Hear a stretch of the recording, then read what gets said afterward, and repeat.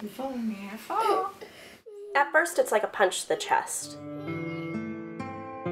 It's hard to believe that there's something wrong with your child.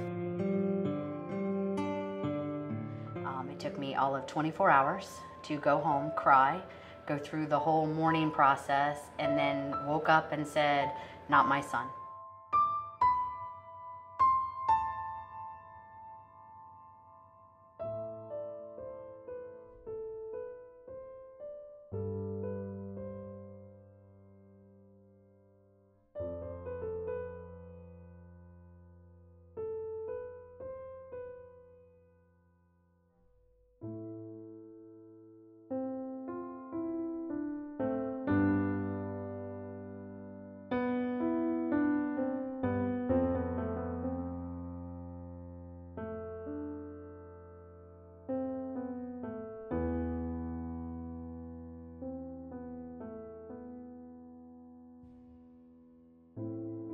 Statistics of autism have really changed a lot in the time that I've been working and volunteering with Autism Speaks. When I first started, they were 1 in 250, and now they're 1 in 88.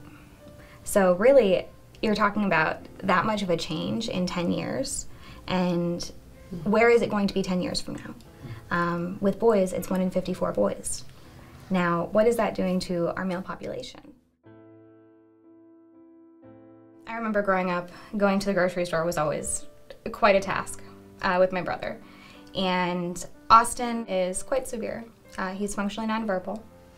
And so he does have speech, but he doesn't really use it that much. Autism, it's not really something that you can just read out of a dictionary. It's autism spectrum disorders, which describes a set of complex, really disorders that impact 3 different areas.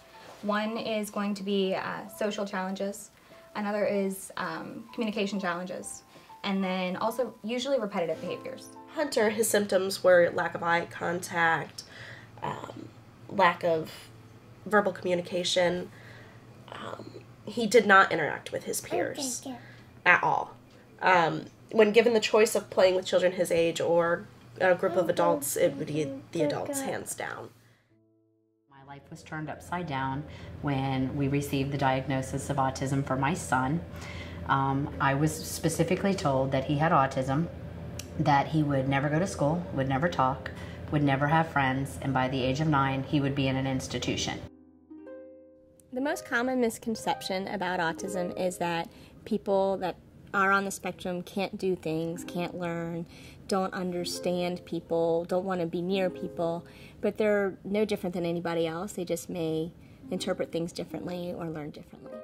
He knew what he wanted, but there was no way to communicate to us.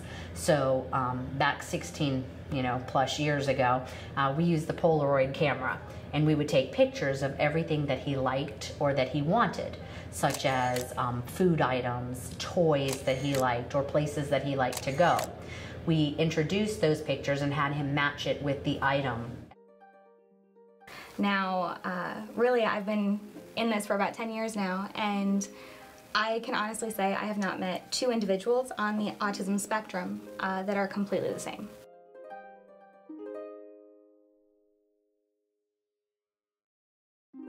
Puzzles was formed as a business for 2 purposes. The first one is to give every person a place to belong.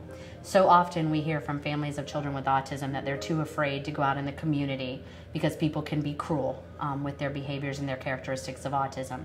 And so parents sometimes split, in where one parent will stay with the child with autism and the other parent will take the other children out. And we felt like we needed to establish a place to get the family unit back together and make a safe place for everybody to play and have fun. So that was our first initial goal. And our second goal was to begin an employment training program for young adults with autism. There are not enough opportunities for young adults to learn employment skills and independent living skills. And so we set Puzzles up from the ground floor with the idea that individuals with autism could work here. So the concession stand is all made up of things that they could have in an apartment, such as a toaster oven or a microwave or a single-use coffee maker. different things like that, that if they can run this there, then they eventually can use it in their own apartment. We have literally every single thing in Puzzles was made so that any individual with autism could have an opportunity to get employment skills. Aubrey, our guy here, was arrested 2 weeks ago for jaywalking in a residential neighborhood. Meaning he crossed the street in a residential neighborhood and was arrested for resisting arrest because his behaviors and mannerisms looked like he was on drugs. I think the general population isn't necessarily educated about autism. They may know the term now. When I first started working with kids on the spectrum in 1995, it was 1 in 1,000 that had autism, and people really didn't know what it was. Now with media and more people being diagnosed, people know the term, but don't necessarily know what exactly it means or how it affects people's lives. Hunter's gross motor skills are very good. He's very good on his feet. He's good with movement, and that's where he feels confident. So playing outside on his play gym, that's his big thing. Today he is 20 years old. He has graduated high school. He is working in an employment training program here at Puzzles. He is loving life. He loves Friends. He loves everything Disney. He is the light of my life. My mom called me, and she said Austin just had a meltdown. It was another one. And then she was really quiet. And she said that a woman came up to her in the middle of the meltdown, and my mom, she always goes to try to explain about autism, use it as an experience to educate. And she's always been great about that. So she goes up to the woman and she says, I'm so sorry. He's autistic, he can't help it, he can't communicate with me, we're trying, I'm doing the best. And she puts her hand on my mom's shoulder and says, I know, honey, you're doing fine. One thing I want most people to know about autism is that they are people, that people that have autism are people first. That their disability is not who they are, it's a part of who they are. And just to meet them, know them, and accept them for who they are is the most important thing.